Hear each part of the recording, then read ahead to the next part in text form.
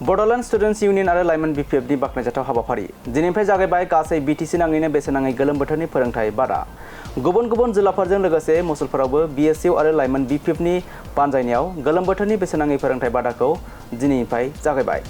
मुसलपुर जिल्लानि सिङाव थानाय मोनबा बिटिसि बियाब कक्लाबारि, दिहिरा, मुसलपुर आरो बागानपारा बियाबनि गुबुन गुबुन मोन 12 फोरोंथाय थावनिफोराव थाखो 10 निफ्राय थाखो 12 सिम बेसेन नाङै गोलोम बोथोरनि फोरोंथाय बादाखौ 26 जुलाइसिम खुंफुंबाय एसइउ आरो बिपिएफ हानजाया। फोरोंथाय बादाखौ बेखेवनाय हाबाफारियाव बाहागो लायो लाइमोन बिपिएफनि लोगो आफादगिरि कास्तम बसुमतारी बिथाङा। लोगोसे गुबुन गुबुन फोरोंथाय थावनिफोरखौ दावबायनानै खौरां लाहैयो लाइमोन बिपिएफनि आफादगिरि कास्तम बसुमतारी बिथाङा।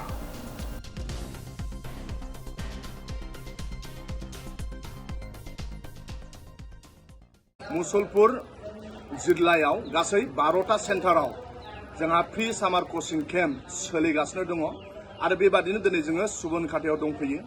आङो माखासे जायगायाव भिजिट खालामनानै जोबोद मोजां मोनदों। आं गिबियाव जाय गाहाय फोरोंगिरि बिथांमोनहा जोंनि फ्रि सामार कचिं क्लासनि थाखाय जों बिपिएफ हांख्रायनाय बादि जोंनो जायगा होबाय, बिनि थाखाय गाहाय फोरोंगिरि सार बिथांमोनखौ साबायखर बावबाय।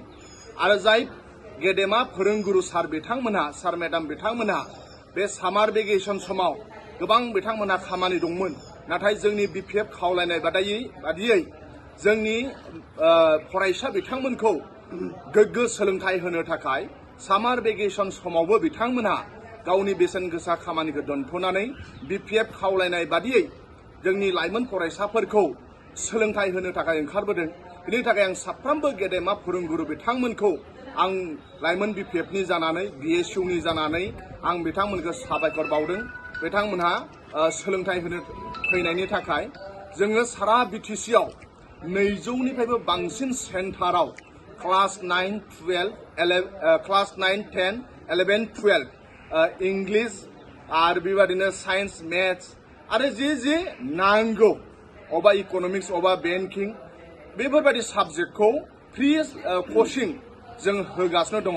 मानाव गेदेर हाग्रामा महिलारि सारनि बिथोन बादियै मानाव गेदेर हाग्रामा महिलारि सारा जोंनि बे बिटिसि ओनसोलनि लाइमोनफोरनि फिउचारखौ सिन्था खालामनानै बिथाङा मास मोनसे जुदि जोंनि फरायसाफोरा गावनि फरायनायनिफ्राय गोजानाव थायोब्ला, फिजिकेलि आरो मेन्टेलि गोजानाव थायोब्ला बे बादायलायनाय मुगायाव जोंनि फरायसाफोरा हयथ' बादायनायाव जों उन थालांगोन।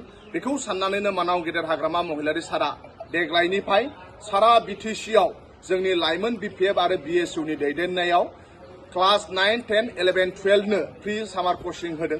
बिनि थाखाय आं मानाव गेदेर हाग्रामा महिलारि सारखौ साबायखर बावदों।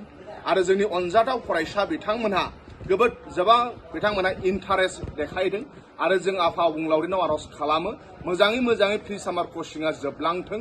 गेदेमा फोरोंगुरु सार बिथांमोनहा मोजाङै जोंनि फरायसाफोरनो मोजां सोलोंथाइ होनो हाथों। जोंनि फरायसाफोरा बिमा बिफा लुबैनाय बादि, समाजनि गोरों गोरा लुबैनाय बादि हिउमेन रिसर्स मोजां जानो हाथों। बादायलायनाय मुगायाव बिथांमोना बादायहैनो हाथों आरो साबसिननिफ्राय हामसिन रिजाल्ट खालामनो हाथों। इतिमध्य बिटिसिनि मानगोनां हाग्रामा महिलारि सारा फोसावखानानै दोनदों। बिटिसिआव क्लास 10 मेट्रिकआव टप 10 सायख'गोन आरो हायार सेकेन्डारियाव टप 10 सायख'गोन। एमआइएलनि टपारफोरनो 3 लाख कुरि, टप 10नो 5 लाख कुरि होगोन होननानै बिथाङा बुंदों। दाखालि बावै जुलाइनि 5 तारिखखौ डेट लादोंमोन। माबा मोनसे खारननि थाखाय बे डेटखौ पस्टपन खालामबाय। बिटिसि सरकारा टप 10 मानसि आवग्रिनो हानाय फरायसाफोरनो 5 लाख, एमआइएलआव टपार जानाय बिथांमोननो 3 लाख आरो जोंहा 10टा डिस्ट्रिक्ट दङ पलिटिकेल हिसाबै आरो सिभिल हिसाबै 9 डिस्ट्रिक्ट दं। दा 9 डिस्ट्रिक्टनिखौबो टपारफोरनो जोंनि जिल्लानि बिपिएफनि दैदेनगिरि बिथांमोना 20,000 कुरि, एमआइएलनि टपारफोरनो 20,000 कुरि जोंनि सारा बिटिसिआव बिपिएफआ बै रोंगौथि गोनां लाइमोनफोरखौ 20,000 होननानै बरायखांबाय।